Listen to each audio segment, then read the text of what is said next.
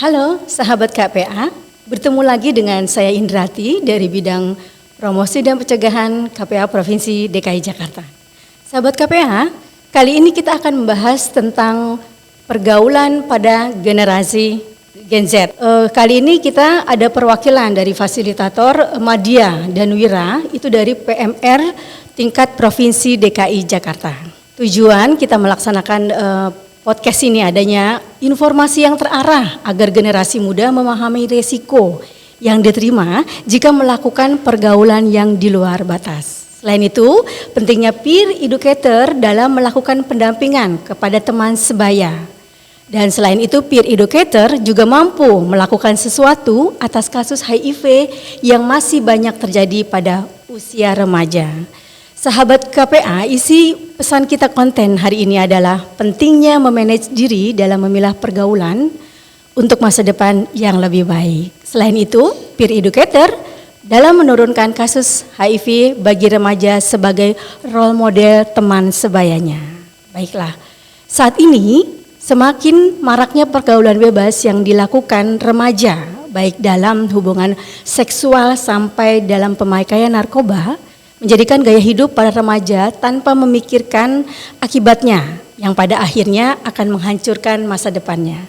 Sahabat KPA, itu salah satu faktor penyebab terjadinya pergaulan bebas pada remaja itu adalah rendahnya remaja dalam mengontrol diri. Karena di tahap ini mereka ingin mencari jati diri mereka, seperti itu. Selain itu juga kurangnya kesadaran diri remaja terhadap bahayanya pergaulan bebas yang mereka tidak tahu.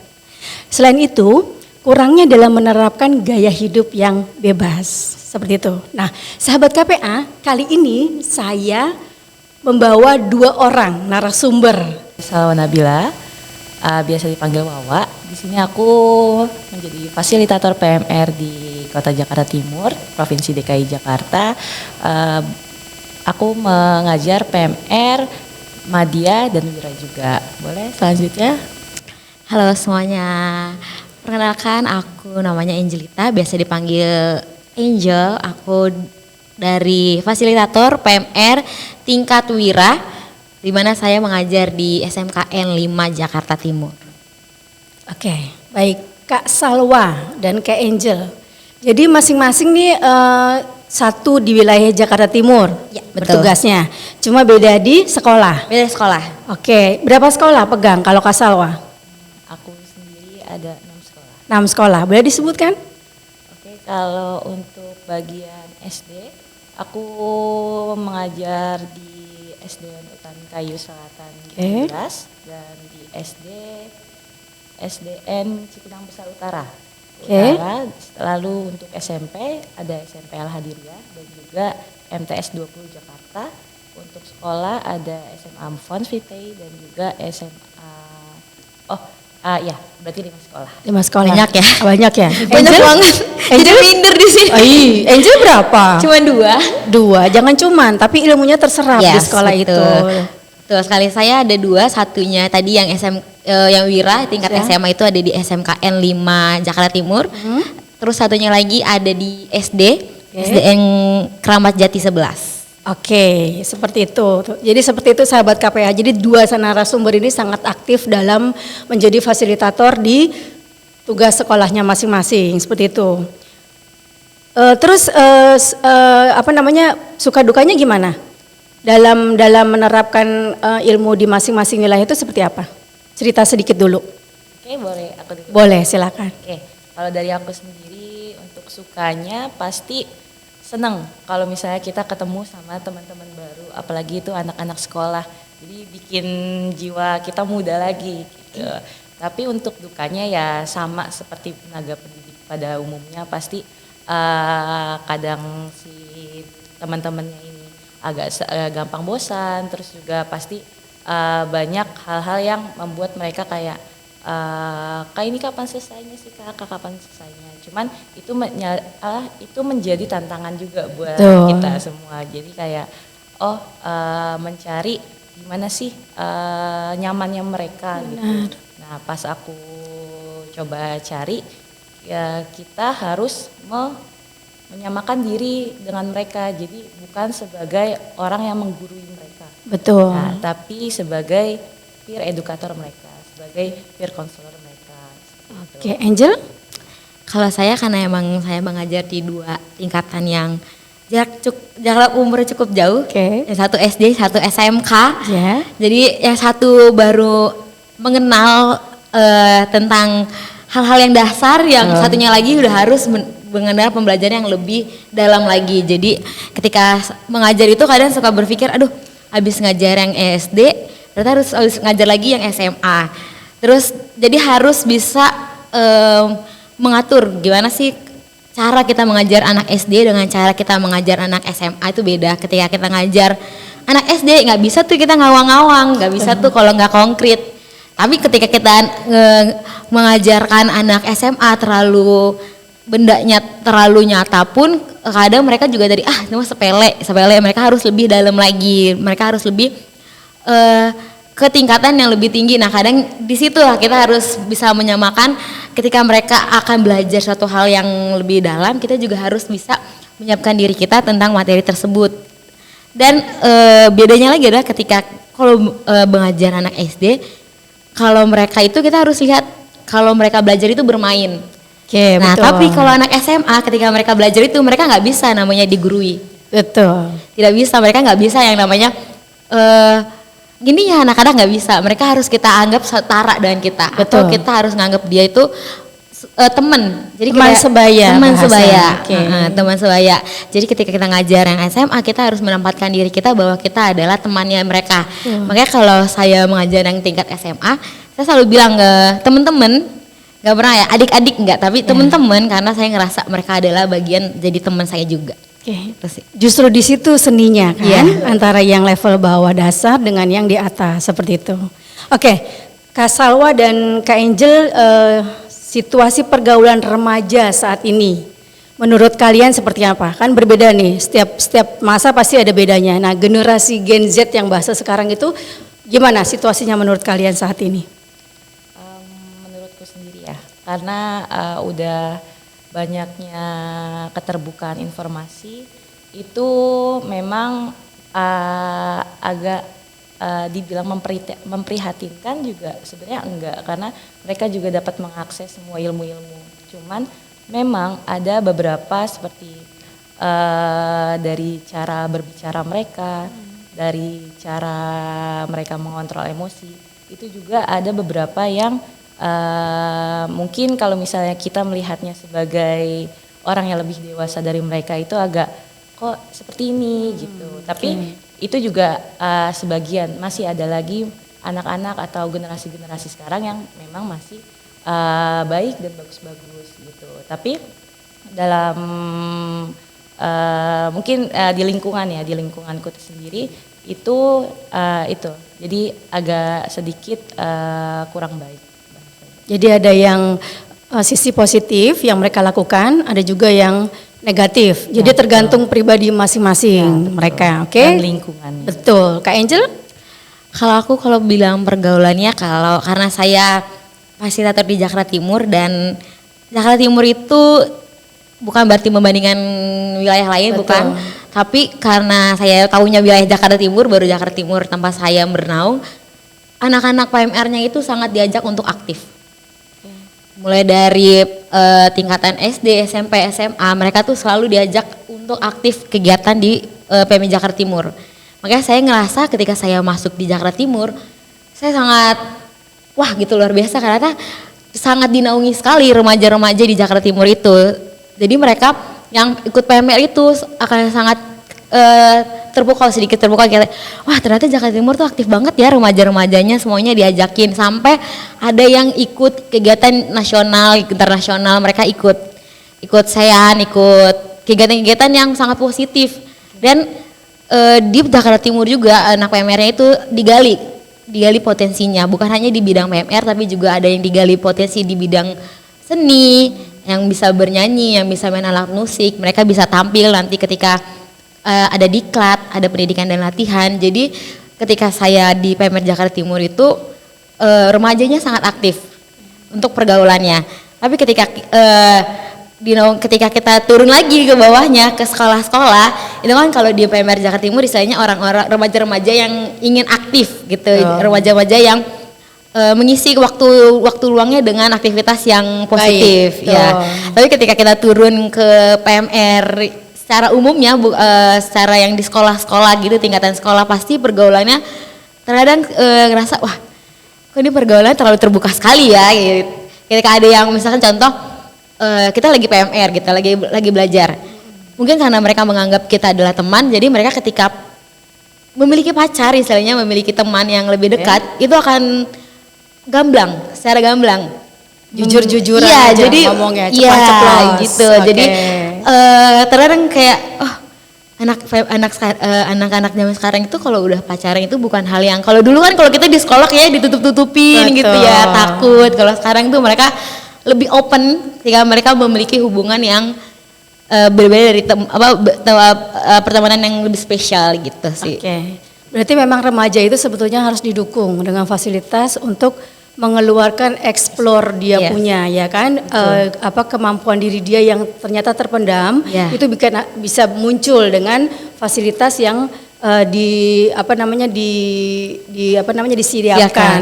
seperti itu. Sedangkan untuk yang pergaulan pacaran memang saat ini sudah luar biasa gitu kan. Bahkan bisa di luar batas juga gitu. Nah, ini gunanya kalian Kak Salwa dan Kak Angel sebetulnya untuk mengarahkan mereka gitu. Jadi yaitu hak mereka untuk mempunyai pacar untuk sebagai semangat sekolah dan lain-lain, it's okay, itu urusan mereka. Tapi tugas kalian tentunya harus meluruskan tujuannya dari itu gitu. Boleh hanya sekedar untuk semangat tapi tidak untuk melakukan hubungan seks di luar nikah. Seperti itu ya Kak? Ya, betul. Oke, berarti masih aman di tingkat Jakarta Timur ya gitu. Oke. Terus gimana nih sebagai fasilitator apa yang sudah dilakukan Kak Salwa, Kak Angel sebagai peer educator? Jadi selama ini menerapkannya seperti apa gitu di sekolah maupun di luar lingkungan sekolah yang mungkin teman sebaya, entah teman di sekolah di rumah atau teman nongkrong bareng atau sebagainya gitu. Boleh mungkin Kak Angel dulu. Oke. Oke. Gimana sih saya sebagai istilahnya orang yang dapat ilmunya nih tentang apa sih itu pergaulan bebas, apa sih itu remaja sebaya yang punya ilmu. Jadi saya ngerasa ketika saya punya ilmu itu nggak boleh berhenti di saya. Oke. Ilmu itu harus bisa atau tersebar lebih jauh lagi. Makanya ketika saya sebagai orang yang bisa menjadi peer educator, saya akan menjelaskan mereka apa sih itu HIV, apa sih itu AIDS, apa sih itu pergaulan yang sehat. Apa sih gimana sih caranya kita punya pergaulan yang sehat, bukan pergaulan yang bebas. Seperti itu. Jadi ketika saya punya ilmunya, alangkah baiknya ketika itu diserap lagi atau disebarkan lagi ke yang lainnya. Oke. Ya, Kak Salwa? Kurang lebih pasti sama Kak Angel gitu. Terus kalau dari aku sendiri saat menjadi peer educator, terutama untuk PMR-nya terlebih dahulu, biasanya aku lebih mau memberikan refleksi ke teman-teman dan lebih membuat mereka untuk bertanya. Karena kalau misalnya aku duluan yang ngasih input seperti itu, dia pasti akan menerima seperti oh iya aja. Tapi kalau semisalnya mereka ada kepo dengan sesuatu, misalnya waktu itu pernah ada yang nanya, Kak, kalau misalnya HIV AIDS itu seperti apa gitu, terus itu bisa sembuh atau enggak gitu. Nah di situ baru aku akan memberikan informasi-informasi yang mudah dipahami juga untuk mereka. Tapi untuk di lingkungan di luar PMR biasanya memang sering sharing sama teman-teman untuk menanyakan kayak kalau menurut lu orang-orang HIV itu gimana sih, dan menurut lu perlu nggak sih itu dijauhin atau enggak, seperti itu. Dan di situ jadi kayak muncul antara diskusi-diskusi yang juga ini jadi kayak membuka antara pemikiran satu dengan pemikiran yang lainnya. Oke, jadi sebagai peer educator kalian juga harus bisa memancing agar teman kita itu akhirnya bertanya gitu, apa sih HIV gitu, apa sih AIDS, sama nggak sih HIV sama AIDS gitu. Terus panggilan kepada orang yang HIV positif tuh apa gitu kan? Itu kan harus bisa menjelaskan juga ya, Say. Jadi kalau kita tuh tidak boleh menyebut mereka sebagai pengidap, oke? Jadi kita sebutnya sebagai orang yang Orang hidup hidup. dengan HIV. Begitu juga dengan anak. Kalau ADIV itu kita sebutnya anak yang hidup dengan HIV, seperti itu, oke? Oke, kita lanjut nih. Kayaknya seru nih sahabat Iya, KPA ya. Kakak kita yang ini sudah cantik-cantik, dia cerdas-cerdas juga ternyata ya. Oke, apa yang kalian ketahui seputar informasi HIV/AIDS? Dari Salwa nih. Salwa dulu deh. Salwa silakan. Untuk informasi-informasi sebelumnya karena memang latar belakangku juga tenaga kesehatan, jadi banyak dari setiap pengertian, terus juga bagaimana transmitternya dan juga mitos-mitos tentang HIV/AIDS-nya ini dari HIV/AIDS tersendiri gitu. Jadi banyak namun untuk memberikan men-sharing ke teman-teman yang lain, terkadang masih banyak teman-teman yang masih menyangkal juga, kayak misalnya terus kalau misalnya kita minum nih, kayak kita minum bekas orang HIV/AIDS pasti kita bisa tertular kayak gitu. Oh enggak gitu. Oke. Kadang kita ngasih tahu enggak bakalan bisa menular lewat air liur gitu. Terus juga terus kalau gigitan nyamuk gimana gitu. Berarti kalau misalnya kita digigit nyamuk orang pengidap HIV, berarti itu kita juga bisa terkena HIV dong. Enggak. Jadi memberikan pengertiannya itu yang lumayan agak bukan sulit, tapi harus memberikan lagi karena setiap orang pasti pertanyaannya itu lagi. Ya, Gitu. karena masih belum pahamnya mereka gitu. Makanya dengan Masih sedikit tabu gitu. Betul, dengan mereka bilang pengidap, jangan bilang pengidap ya gitu. Bilangnya orang yang hidup HIV aja, betul. seperti itu. Jadi kalian tetap harus mengarahkan, meluruskan gitu. Tambahan Kak Angel? Ya, kalau saya sih baru kejadian ya kayaknya, baru kejadian minggu kemarin. Oke. Karena kan baru juga minggu kemarin kan juga baru ada pelatihan bareng kan dengan KPA tentang HIV. Terus coba mau mengajarkan juga ke anak-anak PMR. Oke. Baru sekali ditanya. Coba kakak mau tanya, kalau orang yang HIV terus kamu kena air liurnya, kamu kena HIV enggak? Mereka langsung bilang, kena kak. Terus itu ada kayak, apa nih kok kena? Dalam hati kayak, iya kan? waduh, ternyata mereka masih tentang HIV itu ada, mungkin ini masih di lingkungan sekolah, aku belum tahu sih sekolah lain ya. Jadi mereka tuh masih banyak yang sangat tabu, bahkan mereka selalu menganggap orang yang hidup dengan HIV itu adalah yang ya sudah hidupnya akan berakhir gitu. Iya, segera meninggal. Ya hidupnya sudah tidak akan bisa apa-apa lagi gitu kan. Terus ternyata pas mereka ngomong dengan Arius langsung kayak waduh, ternyata selama ini emang mereka itu masih kurang sekali pemahaman tentang HIV, tentang AIDS, apa sih. Bahkan mereka belum tahu apa itu penyakit menular gitu-gitu, infeksi. Mereka kira kayak oke, berarti dari sini dari hal ini ketahuan lah kalau kita sebagai peer educator tadi harus benar-benar tadi menanamkan agar teman-teman kita atau anak-anak remaja ini tidak lagi hidup berpikiran kalau orang yang hidup dengan HIV itu kalau meludah akan kena langsung tertular atau bahkan bersentuhan dengan keringatnya langsung tertular.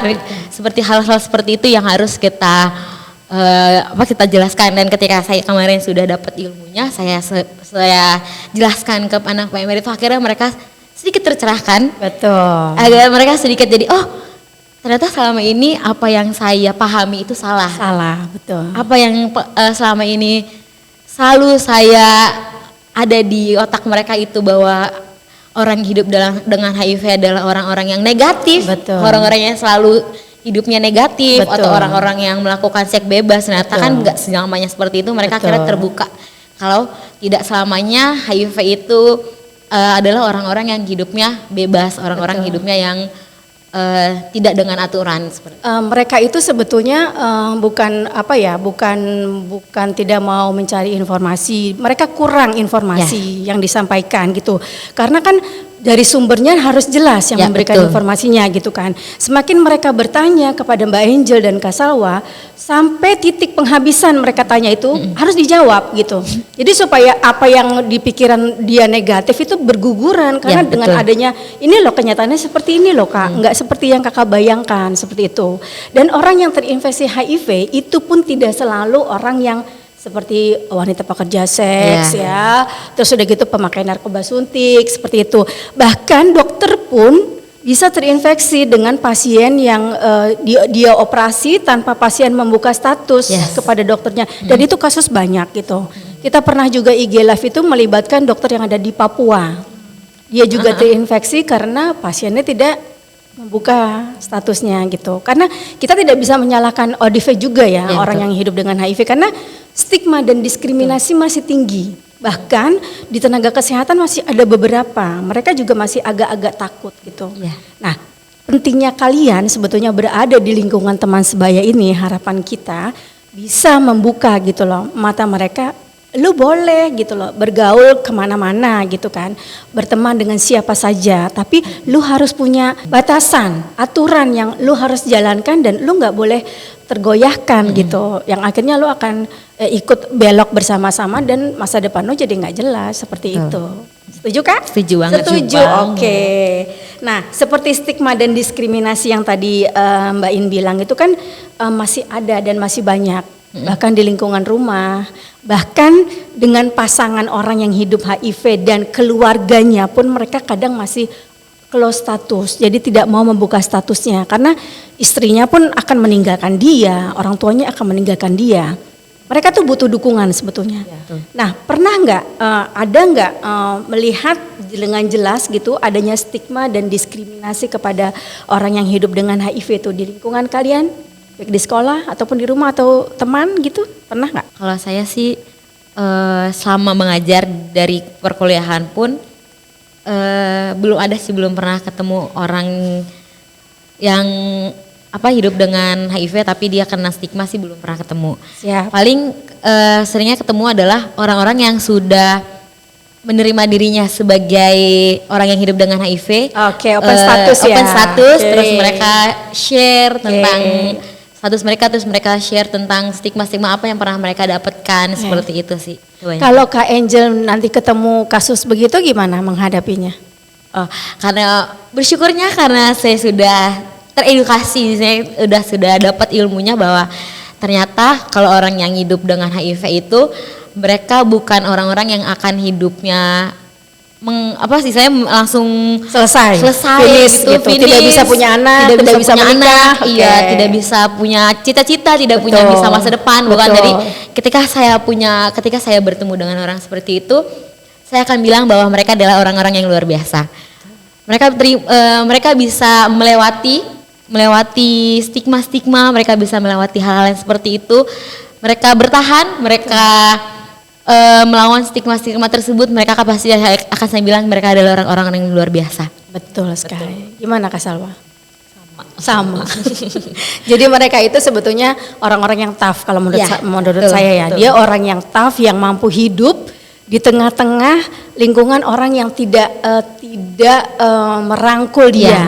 Makanya ODIF itu sangat butuh rangkulan sebetulnya, sangat butuh dikuatkan gitu, disupport secara mental. Mereka juga butuh Kak gitu. Jadi saya punya harapan nanti kalau Kak Salwa dan Kak Angel bertemu dengan mereka, kasus-kasus mereka, cukup rangkul mereka, biarkan mereka bercerita dengan lepas tanpa ada batasan. Biarkan mereka itu percaya, makanya tunjukkan sikap kalian kepada mereka supaya mereka percaya gitu sama kalian. Mereka bisa, saya percaya gitu. Dan dari situ kan kalian sebagai peer educator bisa memberikan support untuk kesehatan dia, mengingatkan dia jangan lupa ya minum ARV, jangan lupa ya kontrol rutin gitu, seperti viral itu kan 6 sampai 1 tahun mereka harus cek seperti itu. Jadi kalian harus tetap mengingatkan sebagai peer educator. Setuju? Setuju. Oke, terus Kak Angel tadi sudah jawab tentang stigma dan diskriminasi ya. Sekarang kita bahas tentang PKPR. PKPR itu kan ada ya, yang saya tahu itu klinik khusus remaja yang ada di Puskesmas Kecamatan DKI Jakarta. Cuma yang saya dengar tuh belum diakses dengan baik gitu dengan dari di sekolah-sekolah remaja yang ada gitu. Padahal puskesmas sudah siap dengan tenaga medisnya yang sudah ada gitu kan. Tapi memang belum saya tidak tahu lah ya. Itu tugas kalian juga mungkin untuk menginformasikan ke teman-teman gitu kalau ada PKPR loh, nggak harus lo sakit loh, lo misalnya butuh curhat-curhatan di situ pun bisa dilakukan gitu. Jadi nggak harus lo sakit gitu, lo main ke situ untuk diskusi juga bisa seperti itu. Nah sekarang aku tanya nih, PKPR itu ada di semua kecamatan kan? Kak Salwa sama Kak Angel pernah nggak memberikan informasi atau mengajak ke situ atau pernah ke PKPR yang di kecamatan yang ada di Jakarta Timur? Boleh gimana Kak Salwa? Kalau dari aku sendiri pernah sering kalau misalnya ada teman-teman yang menanyakan kira-kira Kak kalau misalnya aku mau curhat ke kakak boleh nggak? Oh boleh gitu. Tapi kamu juga bisa loh mengakses pelayanan kesehatan di puskesmas namanya PKPR gitu. Di situ juga kalian benar tadi kata Mbak bilang kalau misalnya di sana boleh kalian hanya sekedar ngobrol atau sekedar berkonsultasi, apalagi untuk yang perempuan boleh berkonsultasi tentang haidnya, tentang ya, terus juga tentang semua apa yang terjadi pada perubahan pada diri kalian di situ juga bisa kalian hormon-hormon ya, betul. Bisa kalian konsultasikan di situ. Jadi kalau semisalnya kalian memang mau untuk mendapatkan informasi yang lebih, kalian bisa mengunjungi PKPR. Pernah. PKPR itu apa dulu Kak Salwa? Pelayanan Kesehatan Peduli Remaja. Berarti kan banyak di situ lingkupnya pokoknya remaja, ya, seputar remaja, kesehatan reproduksi gitu kan, tentang jiwa juga, jiwa nggak selalu stres dan gila ya, kita garis bawahi ya sahabat KPA, tidak selalu gitu. Jadi di situ itu tempat bisa buat curhat gitu kan, buat diskusi gitu kan, apalagi pergaulan remaja yang sekarang saat ini tuh sebetulnya sangat-sangat harus diakses itu PKPR yang ada di kecamatan ya kan. Di Jakarta Timur kecamatan apa saja yang ada? Waktu itu di Kecamatan Duren Sawit ada. Duren Sawit. Ya. Aku baru tahunya di Duren Sawit. Ya. Baru di situ. Betul. Yang di kecamatan lain belum? Kecamatan lain kayaknya udah ada semua sih untuk Jakarta. Udah ada. Tapi kalian belum pernah mengakses yang lain. Maksudnya kalian baru datang di Duren Sawit nih ya? Kalau aku Duren Sawit. Harapan kita kalian juga harus menginformasikan gitu. Jadi supaya semua PKPR klinik yang ada di kecamatan puskesmas kecamatan di DKI Jakarta itu bisa diakses sama remaja gitu. Kita harus bantu gitu. Karena di Bandung luar biasa bagus. Di Bandung itu aku pernah lihat tuh di puskesmas mana kecamatan mana gitu ya.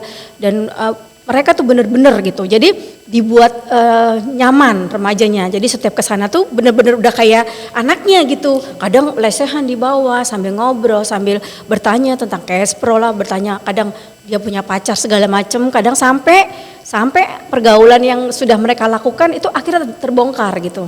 Karena dengan kenyamanan yang diberikan di klinik PKPR itu mereka bisa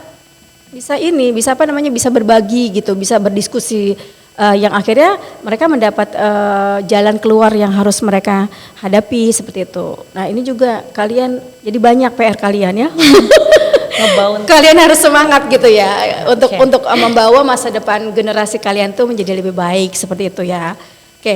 Terus Salwa, gimana kalau kalian menemukan kasus, misalnya ada anak PMR nih, dia punya pergaulan yang resikonya tinggi seperti itu. Apa yang harus Salwa dan Angel lakukan?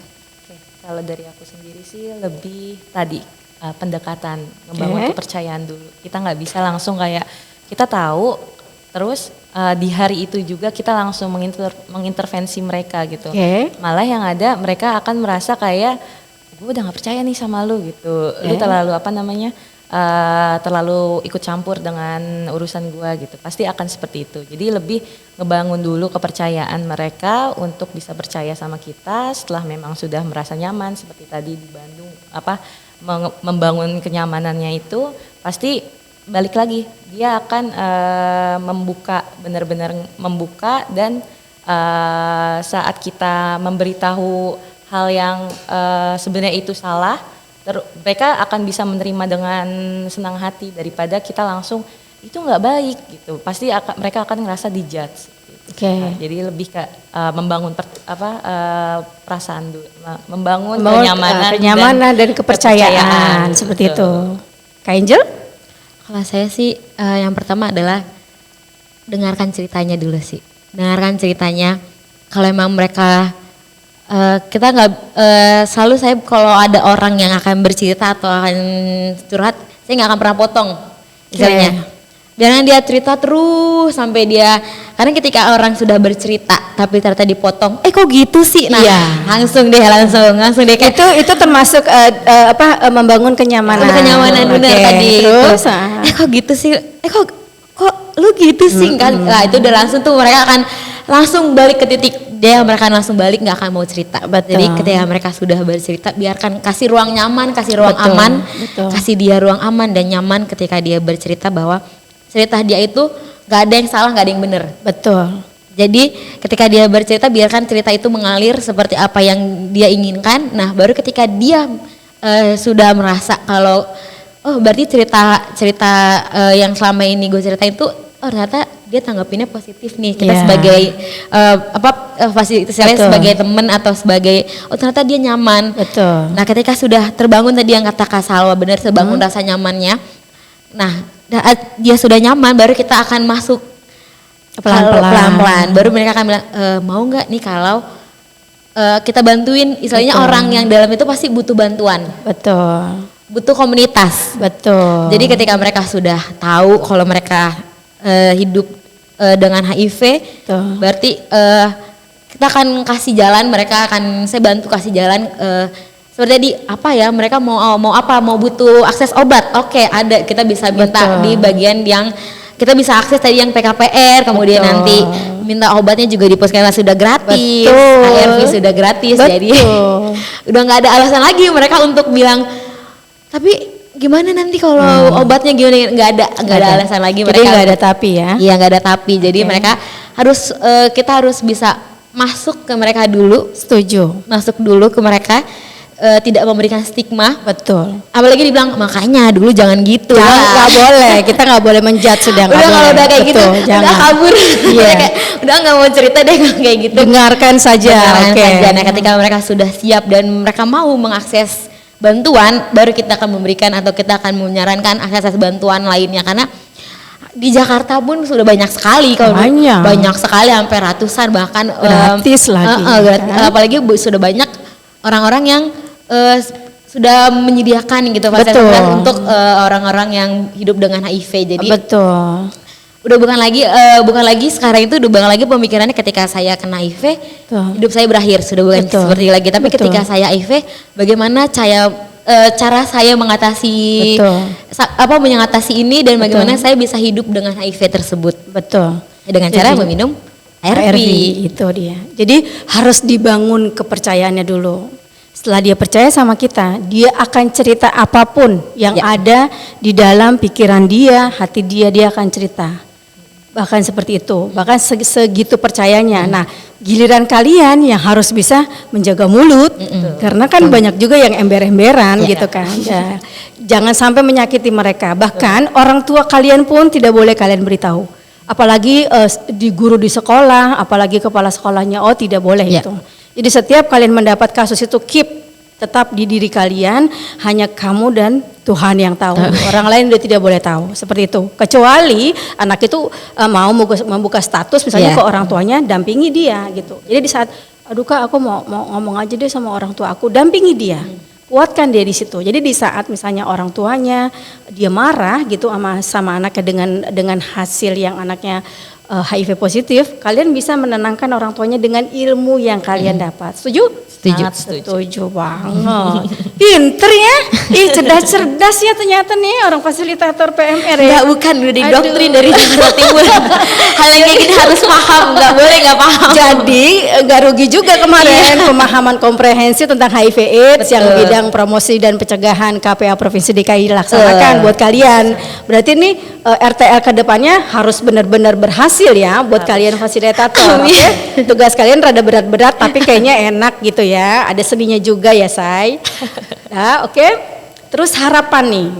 Kak Angel, Kak Salwa, ada nggak harapan ke depannya untuk teman-teman sebaya kalian dalam pergaulan yang saat ini begitu bebas dengan informasi kan, dengan internet yang apapun bisa dibuka gitu. Harapannya kalian apa? Salwa dulu boleh?